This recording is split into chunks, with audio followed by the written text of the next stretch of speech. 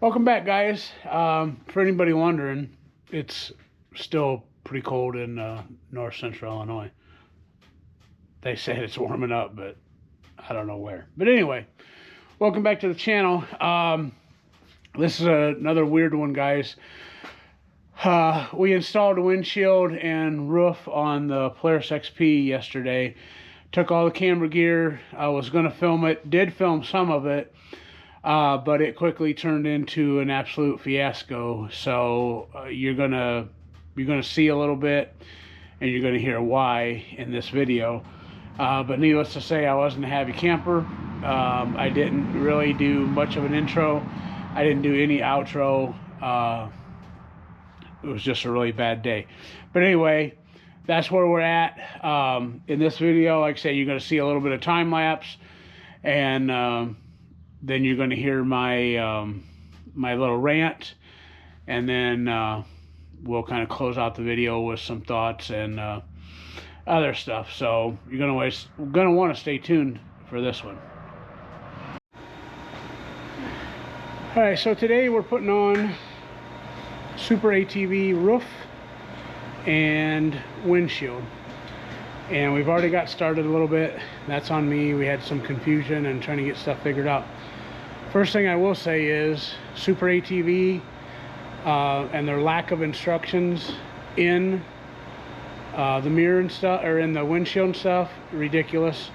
Their online instructions, trying to look at them on a phone while you're doing this, joke. Piss poor, in my opinion. 1 to 10, I give them a 0. But here we are. Here's the windshield. We put the rubber gasket on around it, and we got the hinges on, which are just sitting on there now. As you can see, we got some parts here, and we got a bunch of more parts over here. And right now we're putting on the roof. With the roof, we did do the boat decking. I don't know how well that'll show up on here, but I actually have a helper today. So if you see her with her tongue hanging out, don't laugh at her. So I'm gonna set you down somewhere, maybe put you on a time lapse, and we'll go from there.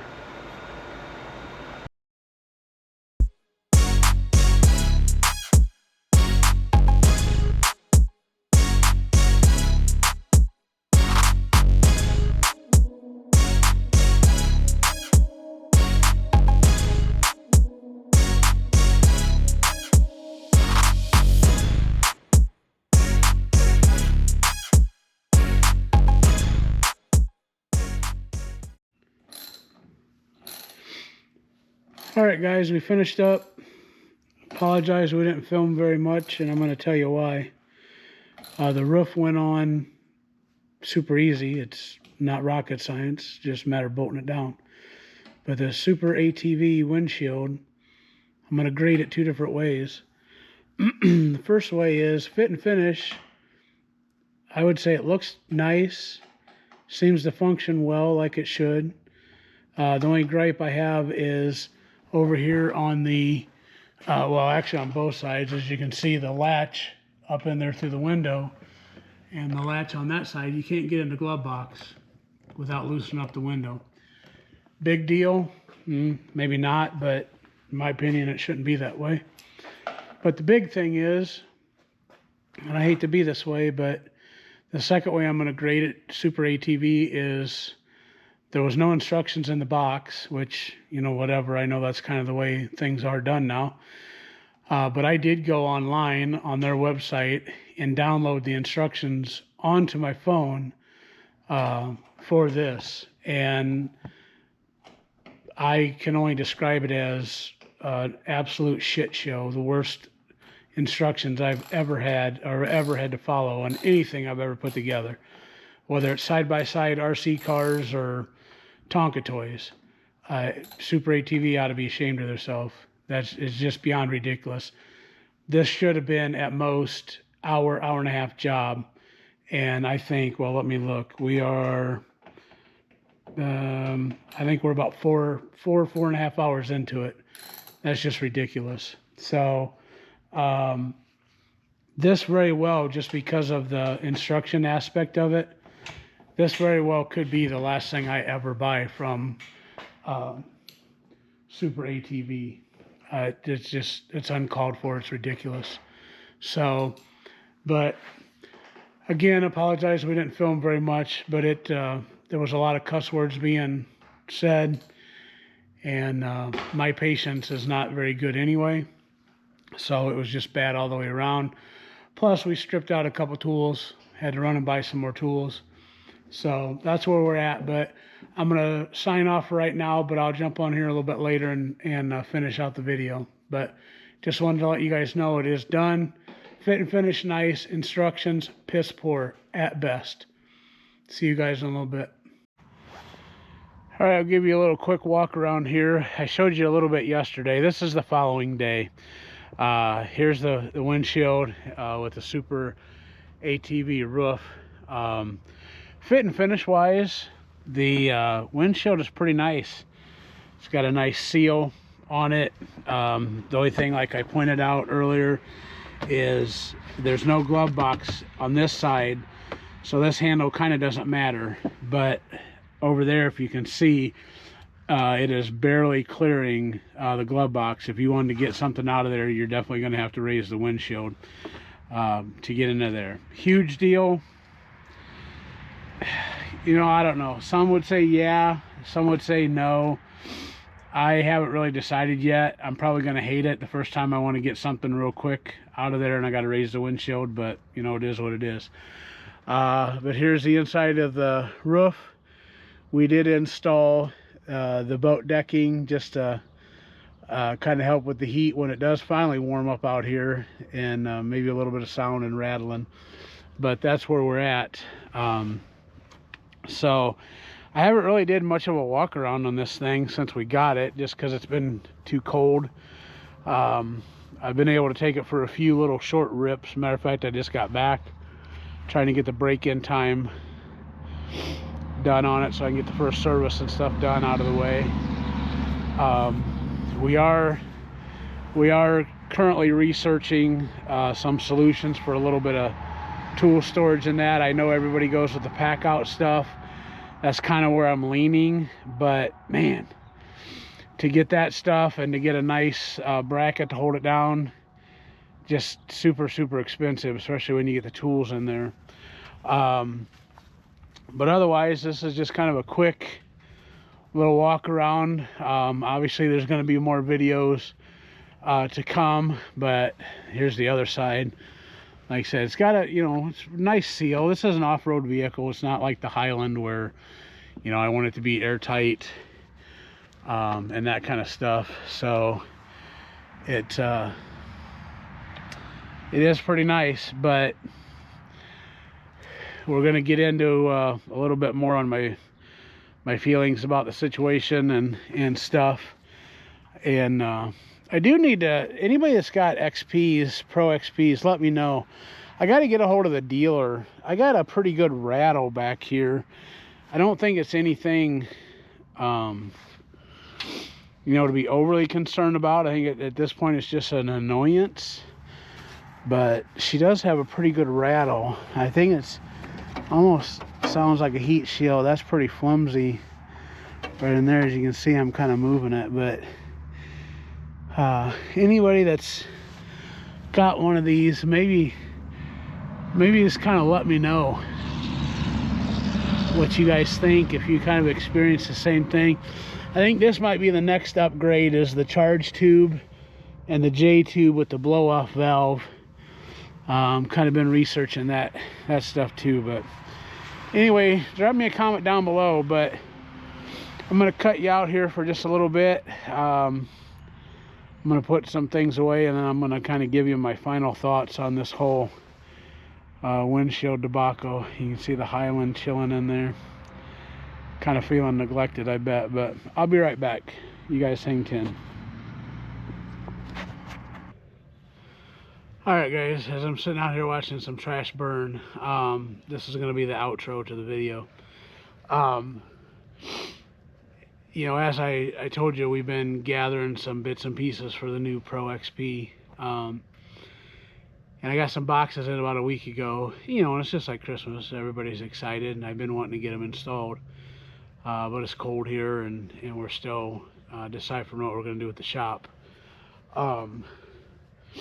So, good friend of mine, an old boss of mine at Dillarod there in Princeton, was nice enough to let me go in yesterday, and me and my wife go in yesterday and install the windshield and the roof on the Pro XP.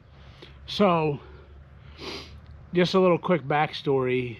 You know, I called Superatv just to make sure I was getting the right parts, because there was a couple years, a couple breaks from like some 19 to 21 or something, and then 21 to 22 or something like that, and 22 on up. So I just wanted to make sure that we were getting the right windshield and the right roof. And the guy that I talked to on there, I think his name was Corey, don't quote me on that, super nice, very helpful, super nice, got me pointed in the right direction right away, ordered the pieces, 2 days, I'm in Illinois, I think they said they were getting shipped out of Indiana, so a couple days to get the parts, worked out great. So then it was just a matter of finding someplace warm to install them. You know, now we get to yesterday, or excuse me, you get to Saturday. So I hadn't opened the windshield box yet.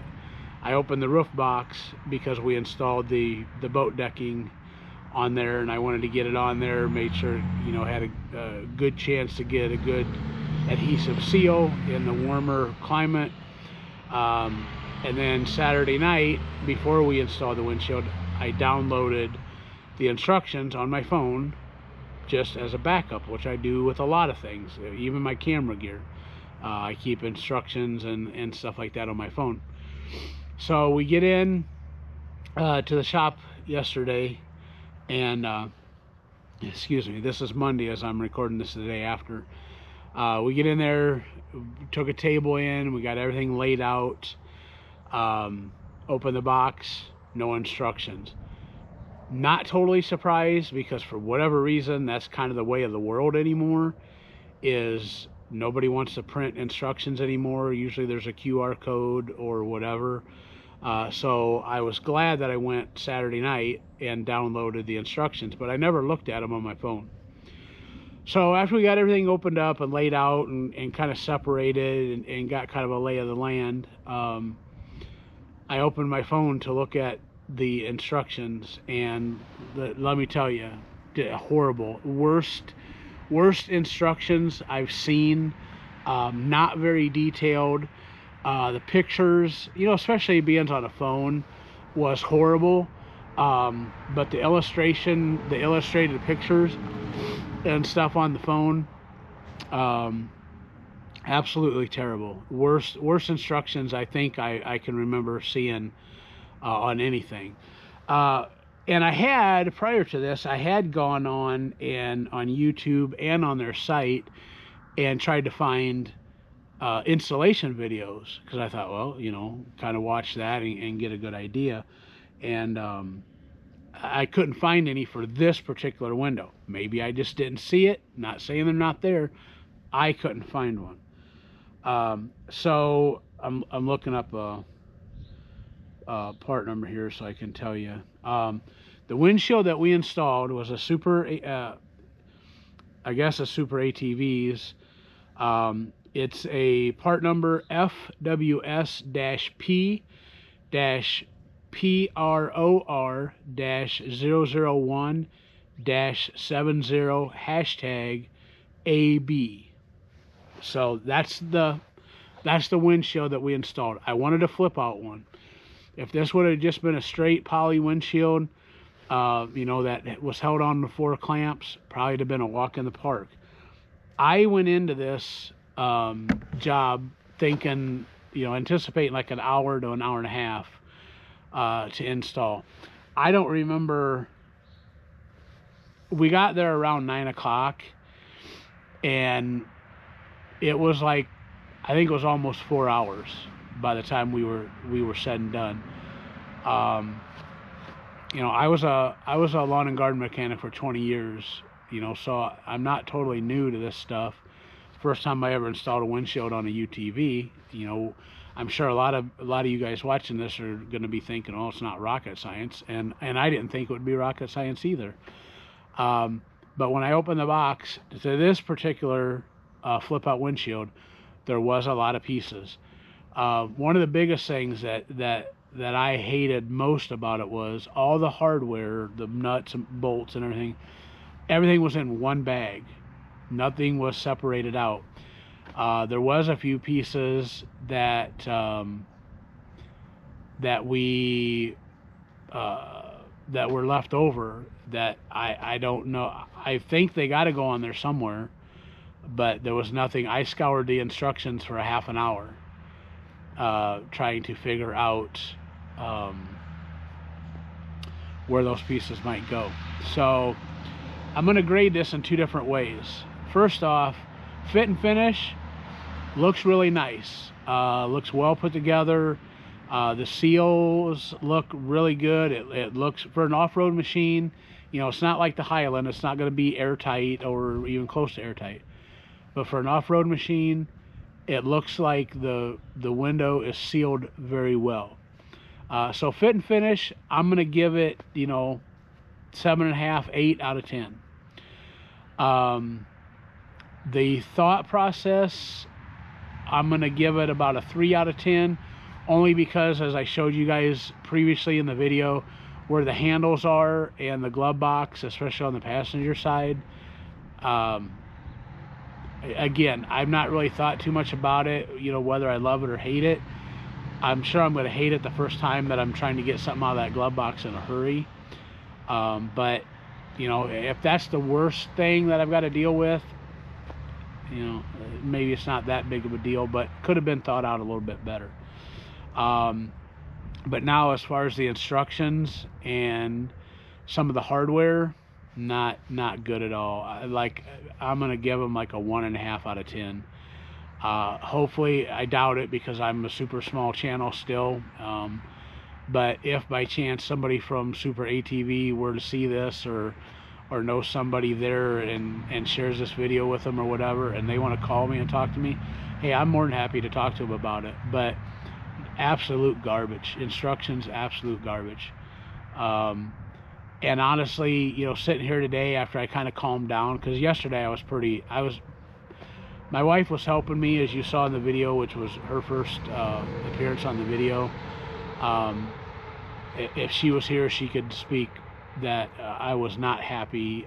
There was a lot of choice words spoke, and so now that I've sat here, you know, several hours and slept on it and kind of calmed back down where I can be a little more rational about it, just terrible. But I'm that may be enough that I may think twice before I order anything else from Superatv. Honestly, that's it, because I would assume this is kind of their way across the board with most of their stuff. So not happy at all. But it's on there. Fit and finish, like I said, is good, so we're gonna roll with it and see how it turns out. If something happens down the road, you know, if I happen to hear from them, or, you know, I'll give you guys maybe a little update, you know, later into the springtime or whatever, after we get a chance to do some serious riding with this and let you know kind of how things worked out. But that's kind of where it stands for right now. So seems like you guys are liking the YouTube shorts. I'm happy about that. I'm going to try to keep pumping them out. You know, sometimes it slips my mind to do things until I'm already done. And I do want to apologize. I had every intentions on doing a pretty in-depth video on this installation and stuff. I had all my cameras there and everything was charged up and ready to roll, and just right off the rip, it went south really fast. So I got a little bit of a time lapse in there, and then kind of my rant that you guys have probably seen in this video if I left it in, because I don't remember if I did a lot of cussing or anything at this point in time, but you've either already saw it or didn't. But I'm going to try to leave it in there as long as it's not too bad. But so that's where we're at. Still trying to improve, still working on the editing. It's kind of hard pumping out content and stuff right now just because of how cold that it is here. The weatherman says it is gonna be a pretty warm week.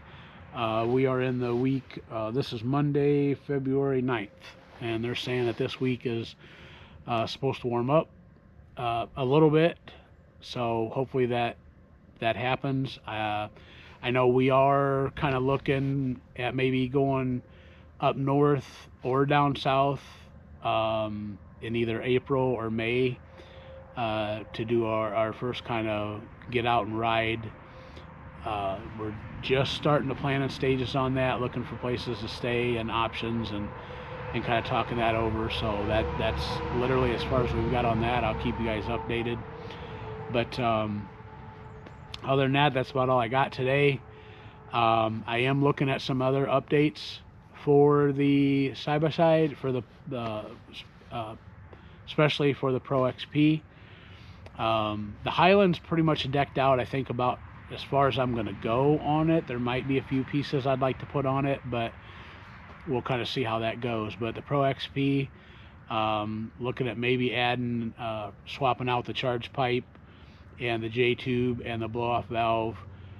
Seems like a lot of guys do that, and then maybe adding a catch can or something. Still researching that a little bit, but that may be the next upgrades that we do. So that's where we're at. Again, I appreciate you guys for watching the Through the Lens off-road channel, off-road adventure channel, excuse me. And again, appreciate it. You guys, please drop comments down below. Let me know what you think. I mentioned a little bit ago about some rattles and stuff. If there's anybody watching this that has Pro XPs, is that a normal thing? This first Polaris I've ever owned.